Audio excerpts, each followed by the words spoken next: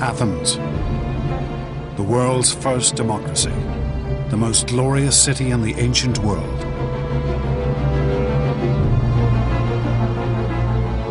A city of wealth and power, the center of a mighty naval empire. At the head of this state stood one man, a man who seemed to embody all the Athenians' achievements, Pericles. But Pericles would now risk everything he and the Athenians had built in one great gamble. A war that he hoped would make Athens the undisputed ruler of the Mediterranean. This conflict would indeed transform Athens, but in a way Pericles could never have imagined.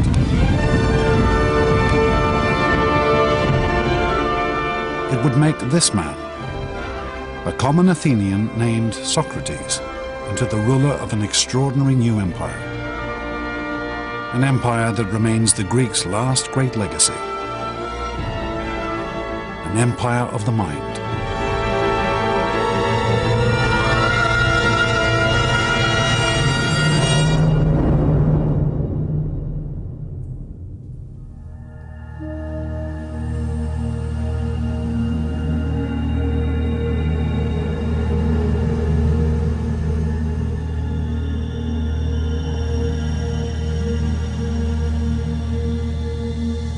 Prison cell in the city of Athens. The year 399 BC. Socrates, the world's most famous philosopher, prepares for his execution. Around him lies a city ruined by war.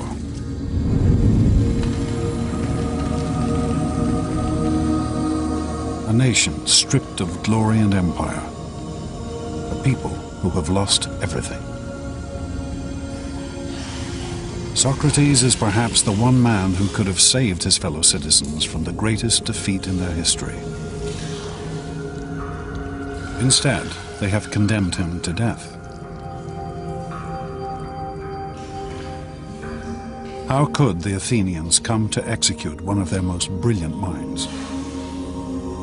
How could they lose everything that had once made them great? It is a tale that begins 3 decades before.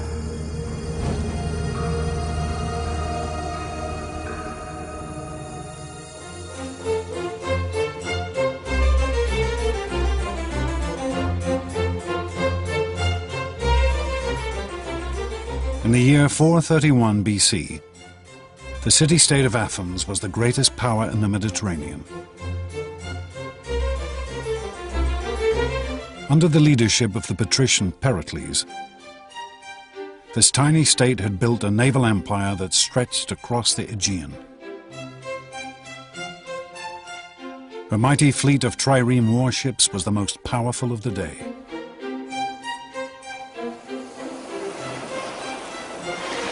Athens lay at the center of a great trading network that dealt in goods from as far afield as Britain in the west and India in the east, bringing untold wealth into the city.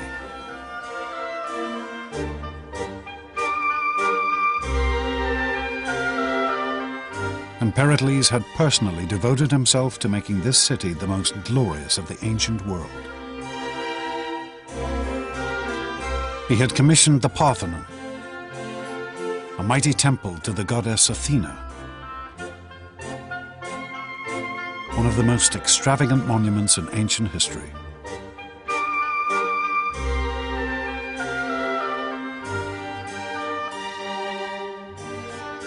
But for all his power and sway, Pericles did not rule this city. For Athens was a democracy.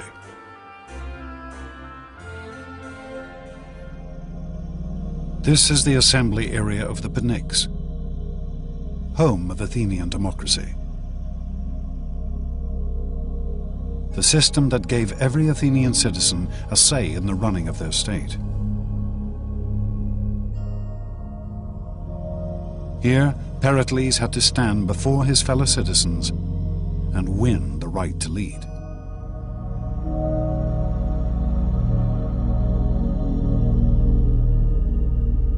One day in the year 431 BC, Pericles took the podium and presented the Athenians with a bold new plan.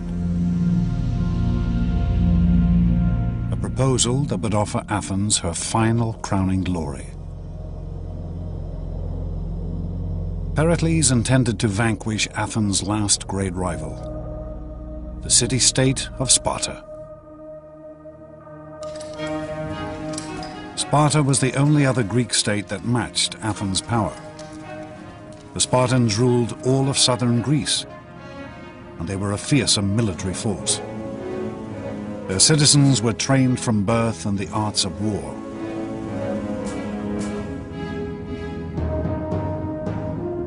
Tension had been building between Athens and Sparta for decades. To Pericles, it was now time to take on this dangerous adversary. To make Athens the undisputed leader of the Mediterranean. If we go to war, as I think we must, be determined that we are not going to climb down. For it is from the greatest dangers that the greatest glory is to be won. The assembly embraced Pericles' plan. The Athenians were never ones to shrink from a fight. The ancient Greeks as a whole were not by any stretch of the imagination a peace-loving people. Peace was an interruption of war rather than vice versa, and the Athenians were as bellicose as any other Greeks.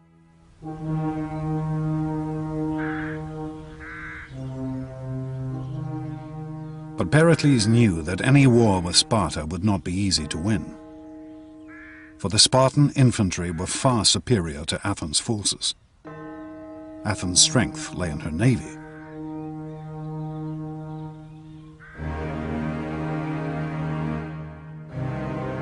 So Pericles proposed a strategy of astonishing complexity and sophistication.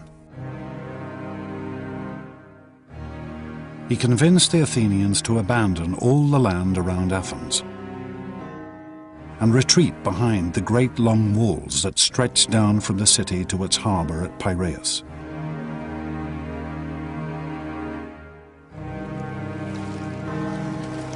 Pericles would supply the city by sea. Merchantmen would bring in grain, wheat, and other essential supplies from Athens' colonies and allies across the Mediterranean.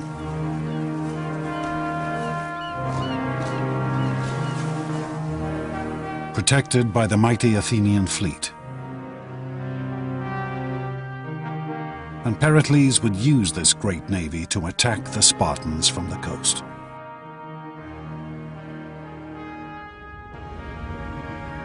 It was a strategy based on a set of finely judged assumptions.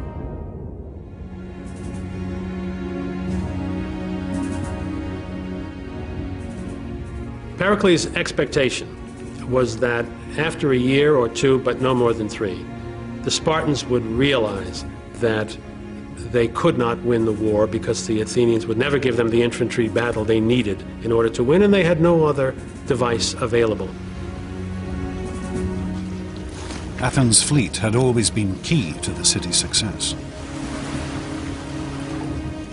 It had won the city great military victories, and it had built her an empire.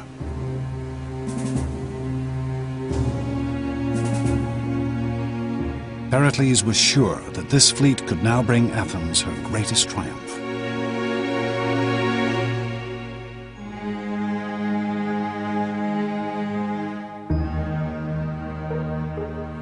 The Athenians crowded behind the city walls. Confident in their vision of imperial power and glory, they assumed that Pericles' strategy could only bring them victory. But among this teeming multitude could be found one man who refused to assume anything.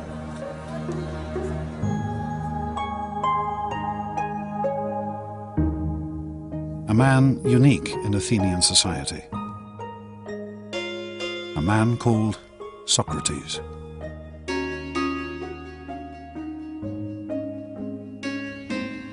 If you were an ancient Athenian citizen, the first thing you'd see is a man who was unbelievably ugly. His head was too big, his eyes were too large, his nose was all the wrong shape. Socrates' appearance breaks every rule of classical Greek aesthetics, of the idea of proportion and measure. Socrates walked the streets of Athens barefoot, clad only in a dirty robe. He cared nothing for appearance or any of the other conventions of his day.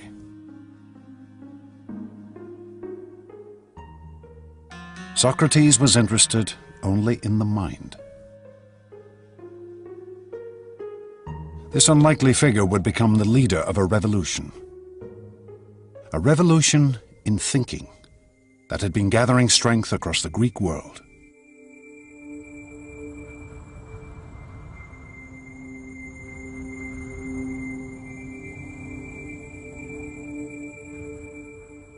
For thousands of years, mankind had assumed that the world around them, the sun, the stars, and the moon, were gods and spirits. Believing they were recording messages from their gods, ancient civilizations such as the Babylonians had gathered great catalogues of astronomical data.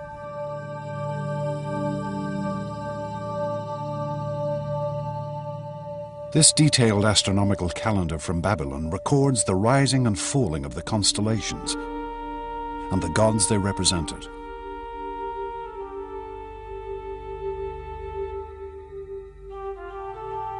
This knowledge and study of the heavens had been slowly spreading across the ancient world until it reached Greek colonies on the coast of what is modern-day Turkey. There, a shattering change occurred. For the Greeks took this astronomical knowledge and transformed it. They took the gods out of the heavens and replaced them with reason. Gradually, the Greeks begin to say, these are not persons, these are things. There's an orderly world which the human mind can actually capture. It is subject to our understanding. These Greeks began to calculate and predict the movement of the moon and stars through mathematics and logic, rather than using gods and spirits to explain everything. It was the birth of science. The first great Greek scientist, a man named Thales, wrote the earliest book on navigation and how to sail using the stars as a guide. And on a journey to Egypt, Thales was the first man to measure the height of the Great Pyramid. Brilliant idea. He stood next to the pyramid until high noon, when his shadow was exactly the same length as his height. And at that point he measured the shadow of the pyramid and accordingly knew the the height of the pyramid, which is actually an application of a rather sophisticated geometrical theorem.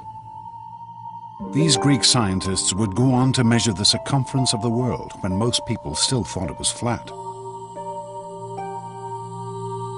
To devise steam engines, water pumps, and suspension bridges.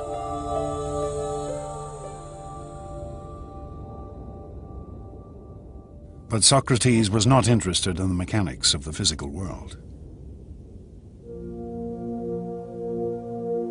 He would use this new way of thinking, using reason and logic, to study people. The great change comes with Socrates, who turns his back, so to speak, to the world of nature. What he cares about is the individual. You become an object of study and care. Socrates spent his days in conversation, walking the streets of Athens, talking and debating with anyone he met. With over 150,000 people now packed behind Athens' walls, he was in his element. One of the amazing things about Socrates is that he is the first fanatical urban individual. He loves the city. He makes life in the city one of his major concerns. Socrates' life was spent questioning the assumptions his fellow Athenians held about their lives. What they felt was right and wrong, what was good and bad. And he was happy to turn convention upside down.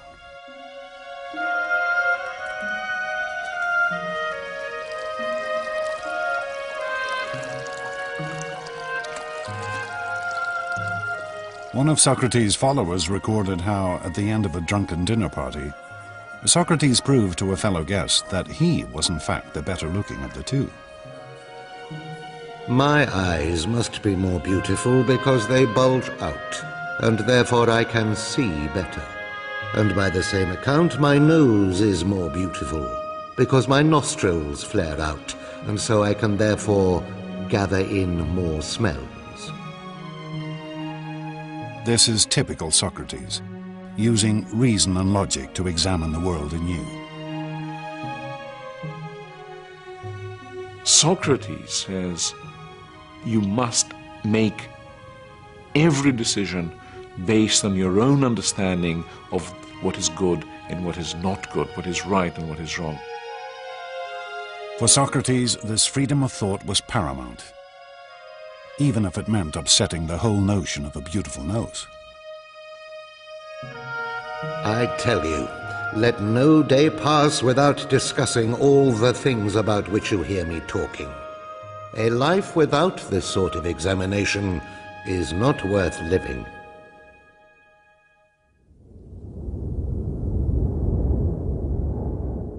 But as Socrates spent his days in debate, his city was fighting a war.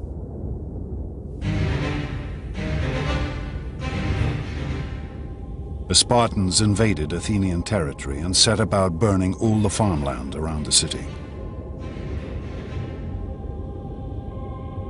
The Athenians became increasingly anxious. They could only watch from the city walls as their fields and crops were destroyed. But such was Pericles' reputation, he managed to convince the Athenians to stick with his plan. The city could rely on her fleet and shipments from overseas to survive. Little did Pericles know that this fleet now carried an even greater threat.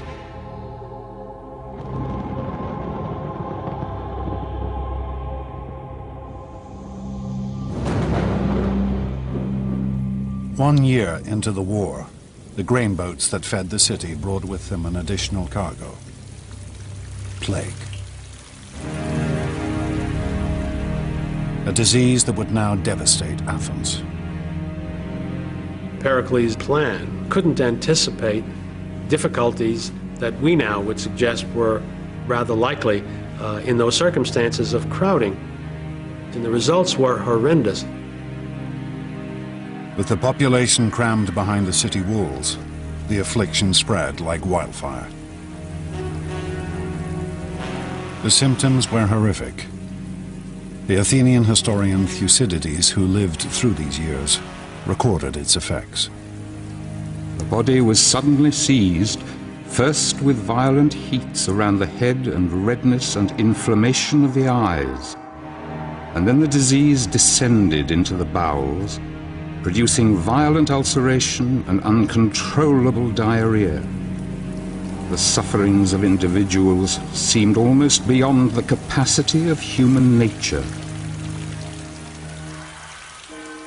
The city must have looked terrible, smelled terrible, been awful to be in, and terror must have reigned everywhere. Sufferers, racked with fever and overcome with unquenchable thirst, would crawl into the city cisterns and water mains to die.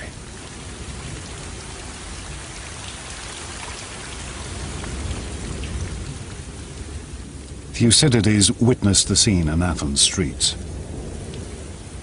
The bodies of dying men lay one upon another, and half-dead creatures reeled about the streets. The catastrophe became so overwhelming that men cared nothing for any rule of religion or law. The plague's effects on Athens were absolutely devastating. The whole fabric of Athenian society broke down. Morally, people saw no point in being good. Why be good if the good and the evil die just as easily?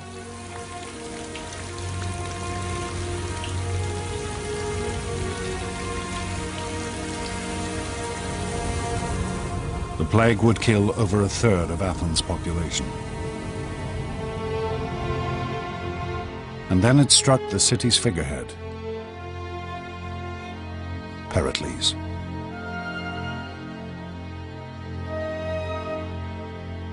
Plutarch, Pericles' biographer, described his symptoms.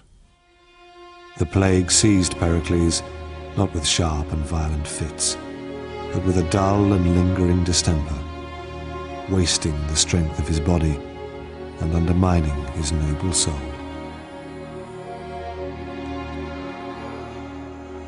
By the end, the patrician hero of the city was reduced to relying on potions and magic in an attempt to cure himself.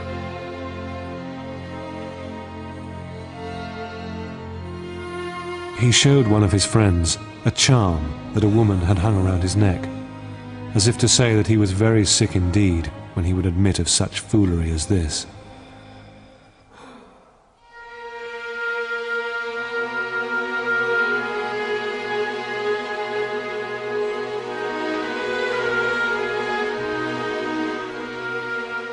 Finally, after 6 months of lingering illness, Pericles died in 429 BC.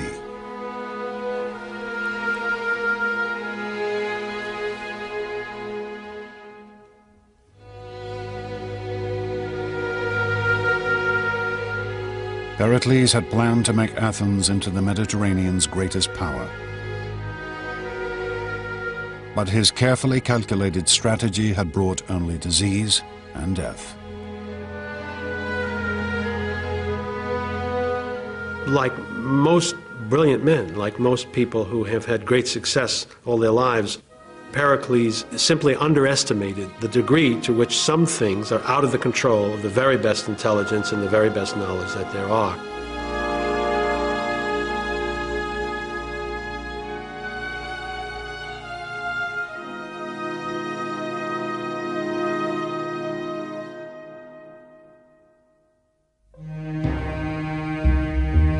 Pericles' death would have far-reaching consequences. It soon became clear that this one man had been the linchpin of the Athenian state. Plutarch records that the changes were swift and dramatic.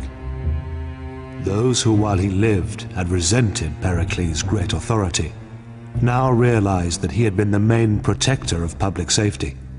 So great a corruption and such a flood of mischief and vice followed.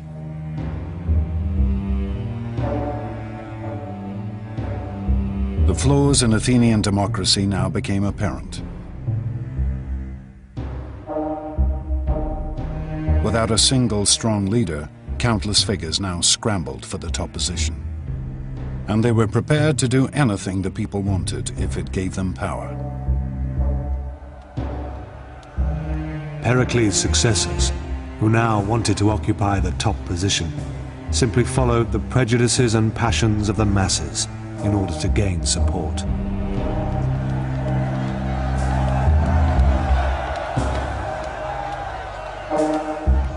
Athenian democracy now revealed a new and terrifying potential.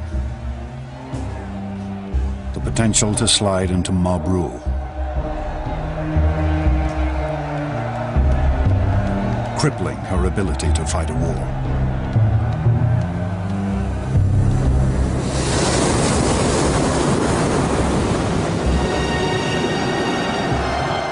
As the conflict raged on, an Athenian naval force won a skirmish with the Spartans in rough and storm-tossed seas. The generals who had commanded the force returned to Athens expecting a hero's welcome.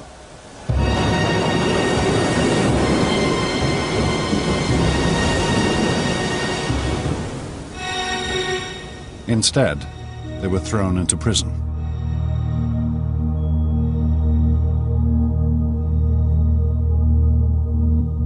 The storm had forced the Athenian commanders to sail straight back to Athens, without picking up any of their soldiers who had fallen overboard during the battle. Rabble-rousing speakers had convinced the assembly that this failure to rescue the men was a crime so appalling that all the generals should be summarily tried and executed.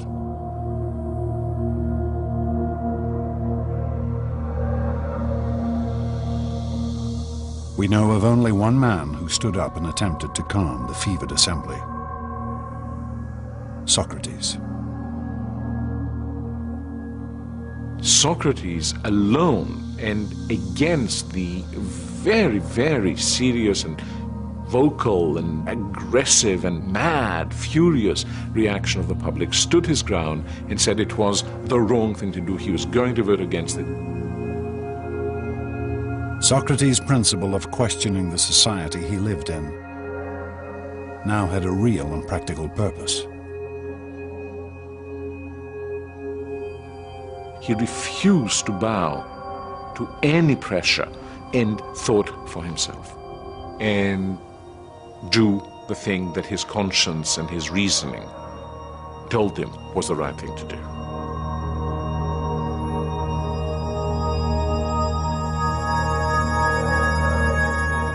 But in the end, Socrates was only one voice amongst the multitude, and he could not sway the assembly. The generals were condemned to death by drinking poisonous hemlock.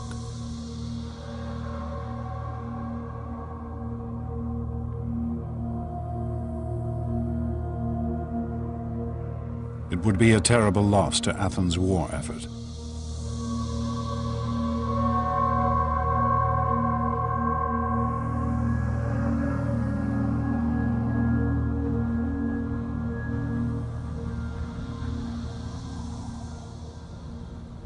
With the assembly in the hands of self-interested despots, once mighty Athens began to lose her way.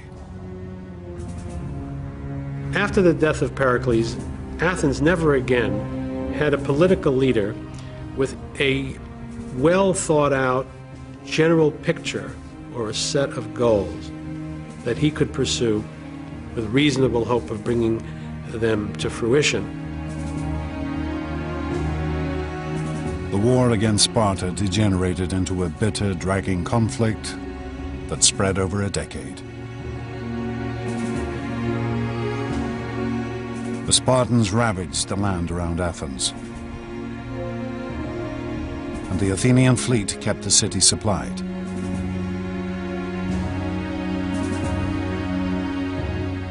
Neither side was able to defeat the other.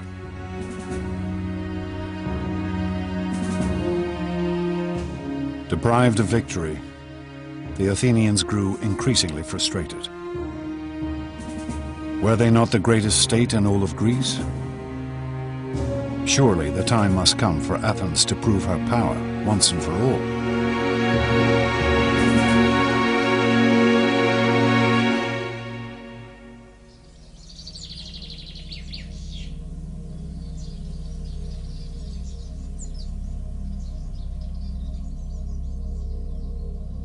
Then, in the year 416 BC, a daring proposal was put before the assembly.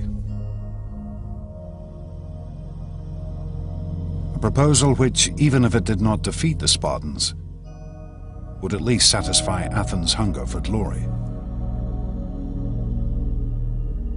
A small Greek colony on the island of Sicily had asked for protection. Protection from a neighbor allied with Sparta. Why should the Athenians not come to their aid, humiliate their Spartan adversary, and perhaps conquer all of Sicily at the same time?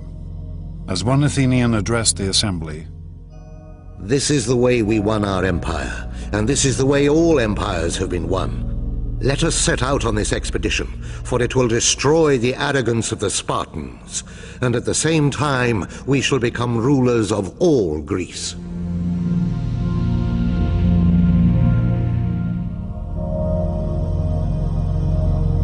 was a bold plan to be executed on a vast scale, requiring a great fleet of warships and a landing force of over 10,000 men. The Athenians threw themselves into the project with fervor. Armorers beat out new weapons. Soldiers tested out their equipment. Stores were loaded onto a fleet of Athenian triremes. And the shipwrights prepared their vessels for the sea.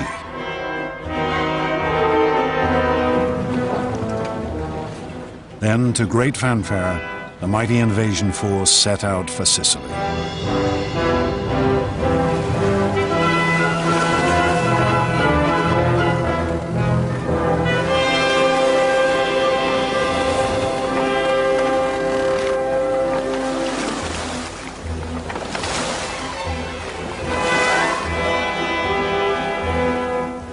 Six months later, word came back.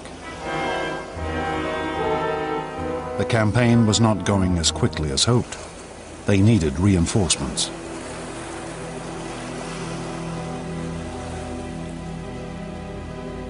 And then, nothing. No news at all.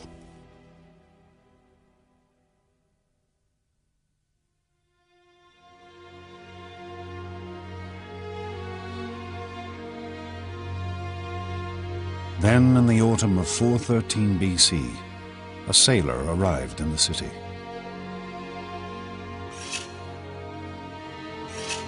A man who needed a haircut. And as he talked to his barber, he told an appalling tale of a vast and terrible slaughter.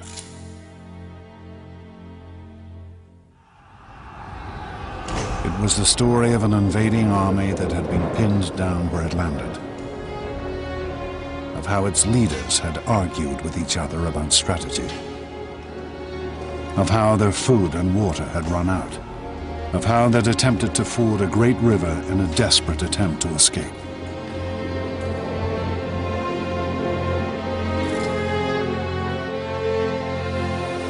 They rushed into it, all discipline lost, and every man wanting to cross first. They fell over each other and trod each other underfoot, and they drank thirstily. The water was foul, but still they went on drinking, mud, blood and all, the dead lying thick in the riverbed.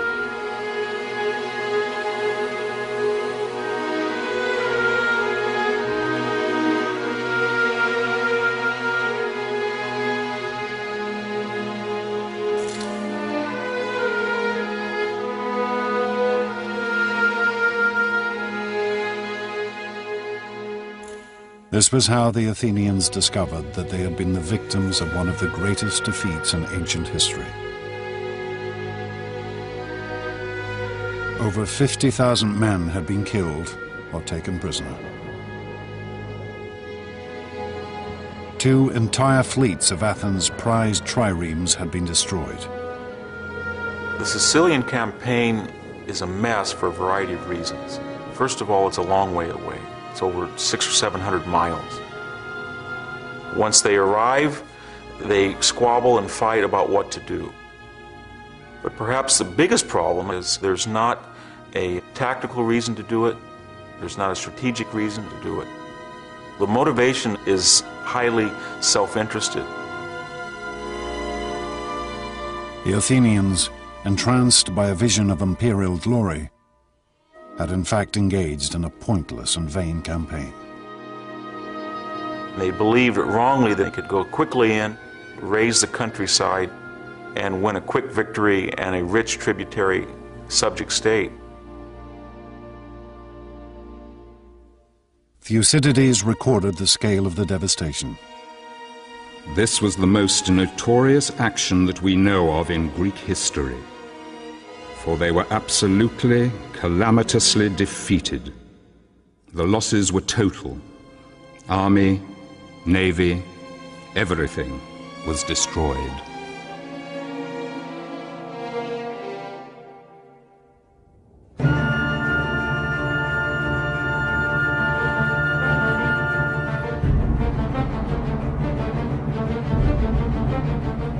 With Athens' military power now crippled, her enemies began to close in.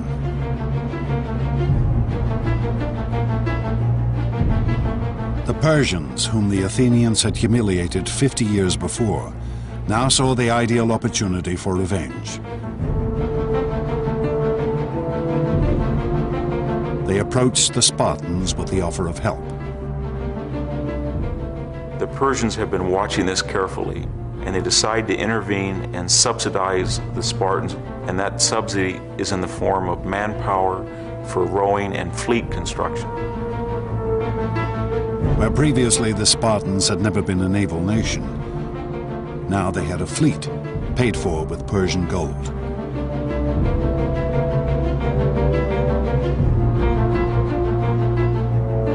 With Athens' navy decimated by the defeat in Sicily, the Spartans could now blockade the Athenian harbors.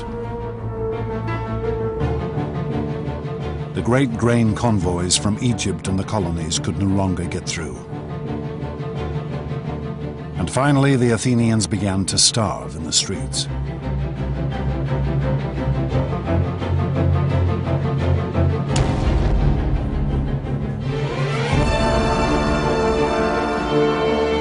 The people turned to their patron goddess, Athena. At the height of Athens' glory, only 30 years before, Pericles had honored her with the most glorious temple ever seen.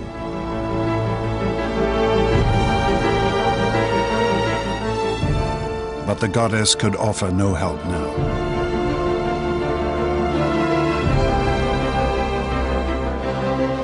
Athens, once so sure of her preeminence in the Greek world, was now home to a population ravaged by plague and war, besieged and starving. With her treasuries empty and her once proud fleet crippled. In 404 BC, Athens finally surrendered to the Spartan commander, Lysander.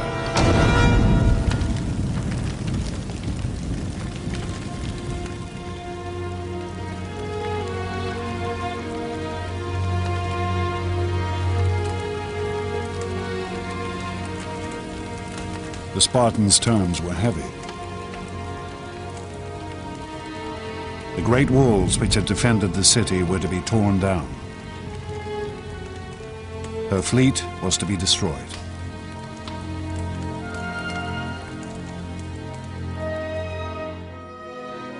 We had this wonderful scene of Lysander sailing into the Piraeus and dismantling the Athenian fleet.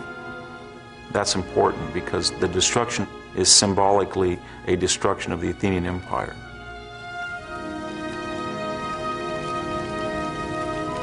What remained of Athens' mighty navy was put to the torch,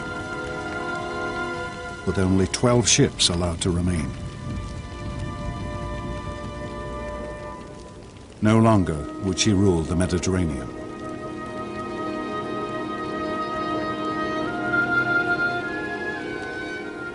The Athenians became convinced that they could do, finally, in the end, more than they really could. And I think this is really the point in which the potential that Athenian democracy brought about could turn to tragedy. They could achieve great things, they could not achieve all great things. But it would still take one more act of vanity and violence before the Athenians could redeem themselves. And their city could be reborn.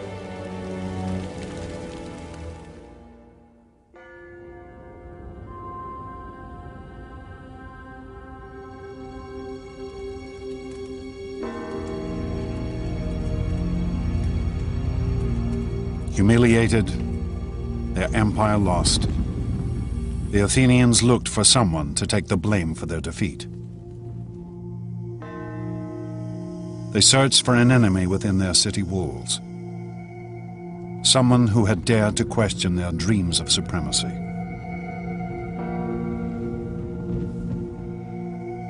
They searched for Socrates.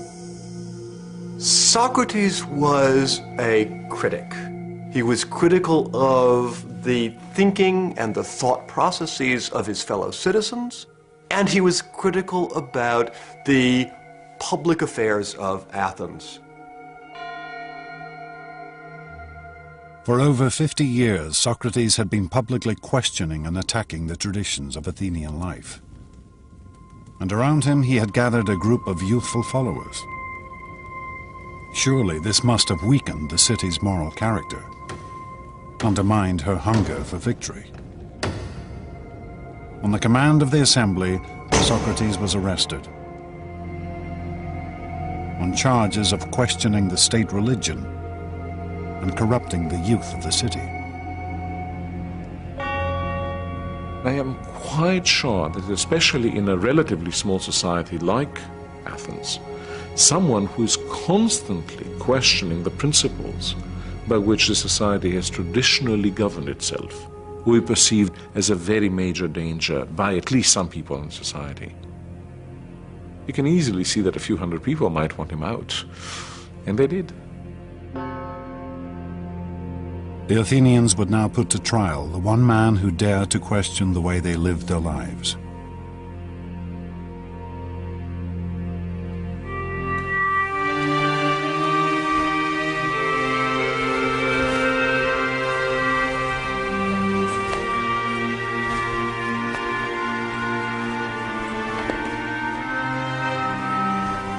Socrates' trial would be held in Athens' central marketplace,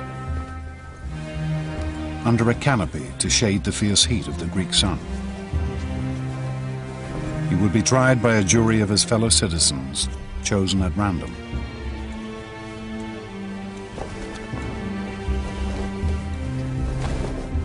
But this would not be a trial we would recognize. The Athenian legal system was remarkably different from a modern system. There are no lawyers involved with this. There is no trained judge involved with this. It is in some ways a very frightening system from a modern point of view. The law did not have the same stature in Athens that it has in a modern society. Socrates would be judged by the same kind of group he had watched condemn 6 generals to summary execution 7 years before.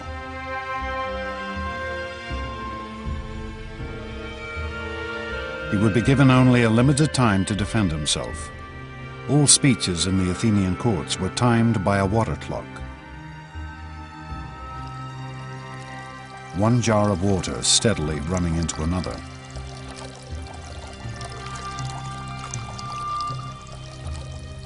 But Socrates shows no fear in the face of his accusers. In fact, he is positively stubborn. He explains that far from corrupting Athens, his life of questioning has done nothing but improve the city. To put it bluntly, I've been assigned to this city, as if to a large horse which is inclined to be lazy and is in need of some great stinging fly. And all day long I'll never cease to settle, here, there, everywhere, rousing and reproving every one of you. It is not an approach designed to win sympathy. Socrates is setting himself and his life against the entire Athenian state. He is doing what he thinks is the right thing to do. He thinks the life he has chosen, this life of thinking for yourself, is the best life. As he says in his speech, the unexamined life is not worth living for a human being.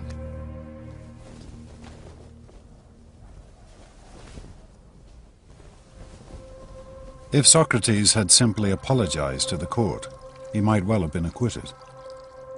But instead, he demands free dinners for life, for all the work he has done.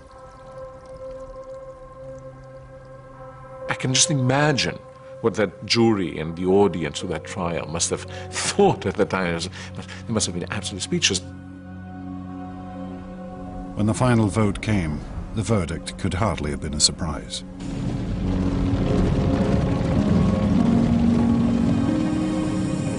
The court found Socrates guilty with the penalty of death.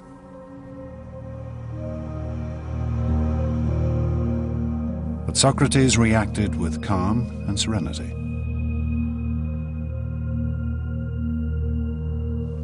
Well now, it is time to be off. I to die and you to live. But which of us has the happier prospect is unknown to anyone but heaven.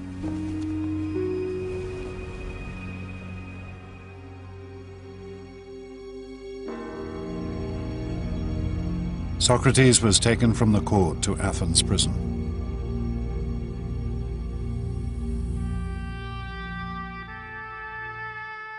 The site of this prison still exists. We can still trace the layout of the cell in which Socrates was probably held.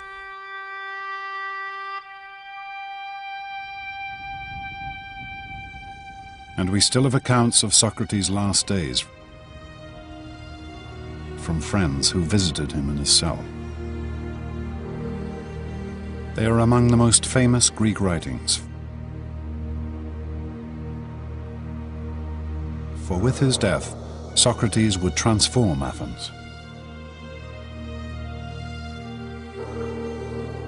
He would show his fellow citizens that the principles of reason, of questioning the world, were something worth dying for.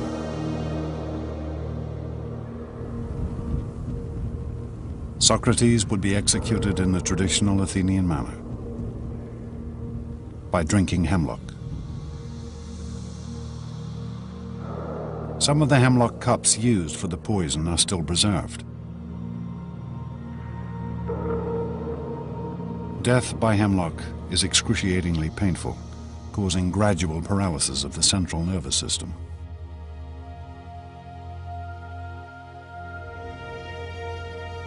But as the moment of his execution drew near, Socrates turned to his friends, treating the whole affair as if it were nothing at all. For me, the fated hour calls. In other words, I think it's about time I took my bath. I prefer to wash before drinking the poison, rather than give the women the bother of washing me when I am dead. But as the hemlock was poured, his friends broke down. We have the account of one named Fido. In spite of myself, the tears came pouring down, so that I covered my face and wept broken-heartedly. And then everyone in the room broke down, except Socrates himself, who said, "Really, my friends, what a way to behave. I'm told that one should make one's end in a reverent silence. Calm yourselves and be brave."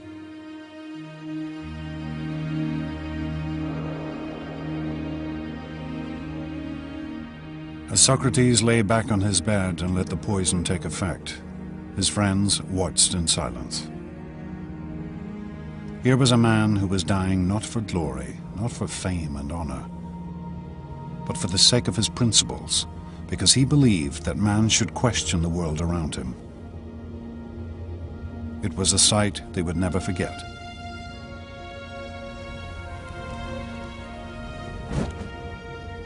Socrates, in his life and in his death, becomes a completely new Greek hero. From now on, the hero is a person of conviction, a person who will follow nothing but the dictates of his intellectual conscience, and that is a new conception of what a human being is like and what a good human being must be like.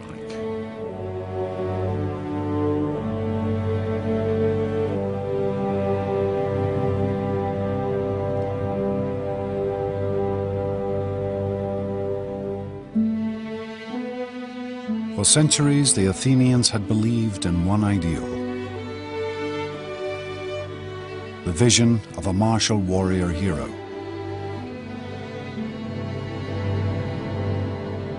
It had driven them to conquer great foes, to build a mighty empire. But now, in the depths of defeat, they discovered a new figure to venerate. Effigies of Socrates have been found amongst the ruins of the Athenian prison. perhaps offerings to the dead philosopher. Perhaps the most important lesson that Socrates left is the need to be critical and the need to be self-critical. The interesting thing that I see in Athens in the years after the execution of Socrates is this same capacity to look at themselves and recognize that they have perhaps gone too far in the past, and indeed to embrace a certain kind of maturity. Athens was never again a great imperial power. But neither did her democracy lapse again into mob rule.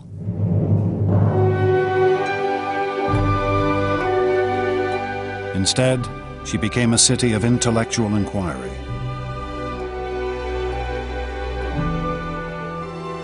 A haven of study and discussion, where Socrates' students and his students' students slowly began to build a world based on reason.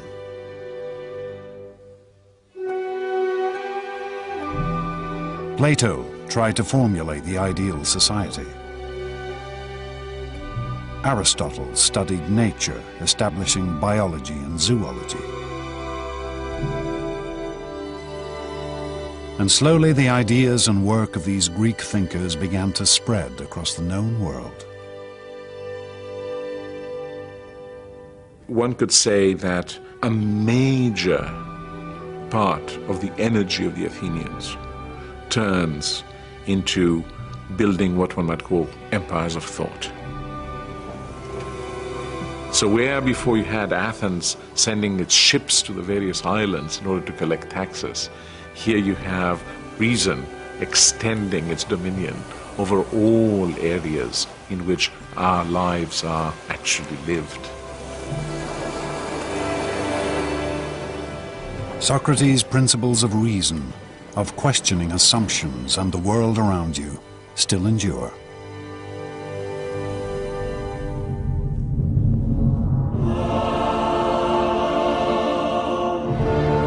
In the space of less than 200 years, the ancient Greeks transformed their world. For amongst these ruins, a few great figures carved a mighty empire.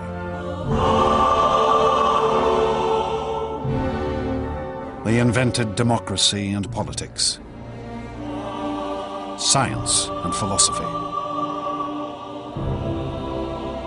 They gave us literature and drama, art and monuments which still take our breath away. And ultimately, these Greeks taught us how to reason and think.